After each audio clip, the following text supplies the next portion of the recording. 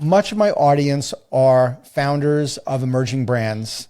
And we know when we're emerging, it's an exhilarating time. It's exciting and it is scary at the same time. That's why I decided to do this podcast specifically for that time frame, because it was most exciting time for me.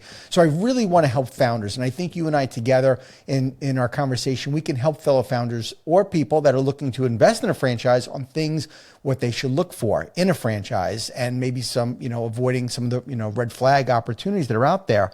So let's talk to those founders that are out there that are struggling. What do you think it really takes to break through as an emerging founder? I'm talking about those that have bootstrapped it. They're trying to not just sell franchises, but they're trying to become royalty sufficient as fast as humanly possible they don't want to run out of cash. What are maybe some of the pillars that you think go way back to Port of Subs in the earlier years on what does it take? Because those principles still work for today. I don't care what year it was. I have so many things I want to share. So I want to start with, clearly, success in franchising starts with leadership, bar none. What makes the biggest difference in succeeding and not succeeding is leadership. And there are some things that are a given in this, right? If you're going to be a leader of a franchise, you're going to be a founding franchisor, you have to have grit to start out with, or your probabilities of success are already not going to be good. But presuming that people are already in that role, having that grit, but it's leadership. But what I would suggest to people is, it's like you said, it's an exhilarating time. It's fun. You're growing and, having franchisees. I believe there's a tendency to overlook some of the simplicities of the foundation. First of all, you need to have an amazing product or service. Whatever that amazing product or service is, do you believe in your product? Do you have an amazing product and service? That's an important place to start. But also, and I get I'm kind of a planner, nuts and bolts person by nature, but I think it's very easy to look at that shiny object and run so quickly toward it that there's a tendency for founders to forget that foundation. And so I would suggest the first place to start is, how do you make your system, and you have to be a systems thinker, how do you make your system so it's easy to duplicate? And it's not really super exciting for some to do a brand standards manual. Right. And an operations manual, and understand how to put forward marketing and those things in writing. That's not super sexy and sizzly, right. But I believe that to be one of the benchmarks of the foundation that you need to be able to have, because that's part of the gift you give to your franchise network is, we're going to show you best practices to be the best you can be. And in turn for that, you can relax on your monitoring of those franchisees as you build your franchise network. So sure. That's the starting point. Do you have a good foundation? Coupled with that is, do you know your benchmarks? A lot of franchisors they're excited, they kind of know. You better know your numbers, and you need to know your benchmarks, because that's also your second piece of training your franchise network on how to be successful. And I don't care if you have one franchisee. That person better know how to execute, be excited about it, be passionate for the brand, and know what they're shooting for in their benchmarks. So I think foundation is the first place to start, to make sure that that's solid, so you can build your skyscraper on that great foundation. Yeah, I think that's a great point, Heli. Too many founders, and I'm going to include myself in this, quite honestly, when we start out, the fact is, we just want franchisees to be successful, and we're willing to do whatever it takes. And sometimes it is going after, I don't want to say a shiny object, but giving them enough services to offer or products to offer, because it's almost like, you're just throwing darts at a wall and hoping, they'll get success somehow, right? So you give them enough things and thinking hopefully something will stick. I know I did that in my business, although it was service-based, and it was, in my case, it was sports. But like, for example, we gave all of our franchisees every sport under the sun to operate when they first started. And as you could probably imagine, if I could relate this now to the restaurant business or in the food services, if you gave your franchisees every possible menu item, that's just as dangerous, because now they're not honing in on what is the best product, and you don't even know who you are. And if you don't focus,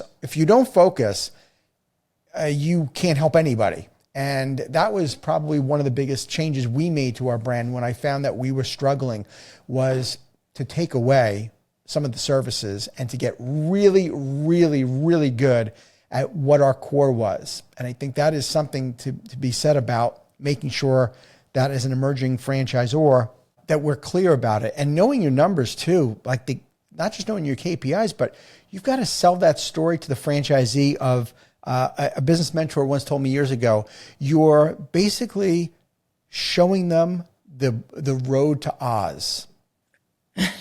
How they get there, right? Because that's what's most important. It's not just saying you want to get to, to Oz. It's showing them really how they get to Oz.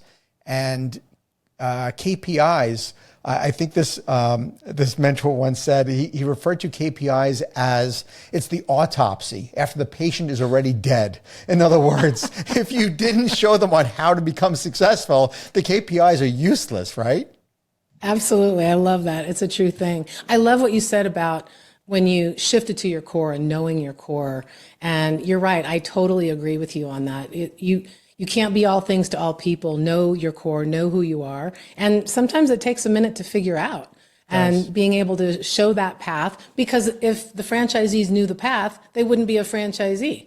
They would be doing their own thing, or they would be becoming their own franchisor. So I love the way that you put that forward about showing them the path to Oz. They can see Oz, but show them how to get there and make it easy, because then it's fun.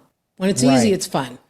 And right? And speaking of fun, I always say that emerging period, it was exhilarating, because I'm talking now in 2024, but back in 2004, 2003, there was nothing exhilarating about it. We operated in many cases like, holy crap, like we've got a lot to do. But I wouldn't exactly, I wasn't exactly clicking my heels every night I got home and said, oh, this is so much fun. I was having fun, but it was also a struggle at the same time. You grin and bear it. You've got to, like, quitting is not an option. And you said earlier, you said it starts with leadership, and leadership is not easy. Doing what is popular is easy, but doing what's right is very difficult. And the bigger your brand gets, wouldn't you agree that, and founders, you guys got to hear this, that it is not going to get any easier the bigger your brand gets. And I'm sure you've been in situations, Heli, where as the president, you could have made a decision that would be quote unquote easy for everybody to like, but it wasn't the right decision. Can you expand on that? Yeah, that's great. You laid a lot in there for me to cover and share. The leadership in making the right decisions. What is the right decision? I mean, it's our job as the franchisor to have the longer view, right? The longer vision. And it doesn't matter if you have 3 franchisees or 80 franchisees or 100, whatever the number is, but especially anywhere in there, our job is to provide stewardship for having that vision. We don't always have the answers. And when you talk about it being easy, I'm going to steal a playbook from the military. And I don't want to give credit to any particular branch. Okay. But we've all heard this phrase, yesterday was the easy day. Yeah, exactly. And I think that applies to franchising to the 100th power. And those successes and that problem solving is what makes it fun. And I'll circle back to the question you asked, but I also wanted to add that I cared about being an amazing operator, and I care about being the best franchisor we can possibly be and the best leaders we can possibly be. And, with expertise and focus, you're like, man, we got this. And then the wheels fly off. And you're like, wait a minute. I thought we had this all together. How'd the wheels fly off? Well, that's the franchise gods that are keeping you in check. It's a thing. And so there's several things that I would add into that. And I'll get a little nutsy boltsy for a second. But the thing that we have to do is accept change and accept that we're going to make some decisions that we believed at that moment with the information that we had are correct. And by the way, I would say this, when you speak of 2004, 2005, we didn't have the technology then that we have today for even understanding KPIs, to bring that back into light. And so I think there's also a little bit of what's your capitalization versus the technology that you have to build your KPIs and understand them. We used to just sit down with a pen and paper going like this, and a few things from in our environment, the POS system saying, what was the labor? I don't know, and so on. And so that's been a really great thing for, I think, any franchise, no matter what your segment is that the technology is available, and it doesn't always have to be this big, huge, expensive platform. There's a lot of great platforms out there. It's rendering it down to the ones that serve you best. But change is going to happen, and you're going to make some, stub your toe along the way. And the important part is, especially for the founders, it's not a personal affront when you make a decision and it didn't have the result you wanted and the outcome was not what you were seeking. And sometimes just because you get it can be chaotic when you don't have the staffing that you need. Maybe you feel like you need 3 more people, but you can really only have 1 at that time as you're waiting for your franchise revenues to build. That X and Y crossing is a real thing in franchising. And so being able to say, okay, we're going to make these course corrections along the way and work to the best of the ability as a founder, not attaching your ego and your emotion to those decisions because they can't all be correct decisions. And so being able to say, oops, that was not okay. How do we, let's get out of the bog. Let's get back to the mainstream again. How do we make those decisions? And really working to not only accept change, but also to understand that the sooner you make those course corrections when you realize a decision that was made may not have been the perfect thing, to make those adjustments, and then be transparent about that in your communication with your franchise network. You don't have to be perfect. It's okay not to be perfect. Thank you for tuning into the Emerging Franchise Brands podcast. For additional insights, guest applications, and to stay connected, visit us at efbpodcast.com. The Emerging Franchise Brands podcast is for entertainment purposes only, and the views expressed do not necessarily represent those of Emerging Franchise Brands, its host Frank Fiume, or Emerging Franchise Group, LLC. Any discussed franchise or investment opportunity requires thorough investigation, obtaining proper disclosure documents, and expert consultation before making any investment decisions. The podcast and its host do not offer professional advice or endorsements, and they hold no responsibility for actions, representations, accuracy, or consequential damages related to the podcast content.